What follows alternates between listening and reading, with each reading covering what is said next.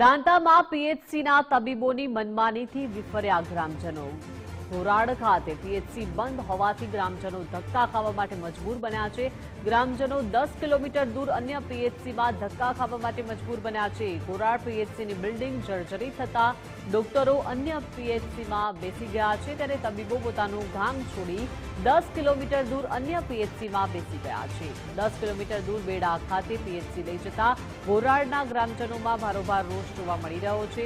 ફરીથી ગોરાડ ગામમાં પીએચસી શરૂ કરવાની ગ્રામજનોએ માંગ કરી છે। ગોરાડના ગ્રામજનોએ બેડા પીએચસી ખાતે જઈને રોષ વ્યક્ત કર્યો।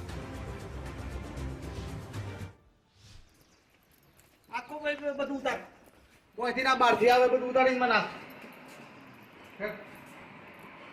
આજે 20 ગોમ બિચારો હેરાન થાય છે। શરમ આવી જોઈએ હવે હું તો ગાડી વાળો મોટો ધણી છું, ગરીબ પબ્લિક ની શું થશે? આવે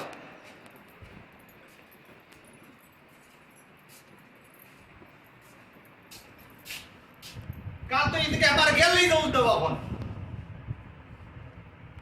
હું તો ને અમારા ટેક્સના પૈસા ભરી એના લીધે તું નોકરી કરીશ, અમારા માટે નોકરી નહીં કરતો તું। તાલુકા આરોગ્ય અધિકારીની કચેરીમાંથી બોલું છું। આજે જે ગોરાડ પ્રાથમિક આરોગ્ય કેન્દ્રનો જે પ્રશ્ન આવ્યો હતો, પ્રાથમિક આરોગ્ય કેન્દ્ર શિફ્ટ કરવાનું થાય છે, જર્જરિત હાલતમાં છે, તો એના માટે નજીકની 2-3 જગ્યાએ જોઈ લીધી છે, જે ગામની નજીક છે 1-2 કિલોમીટરમાં।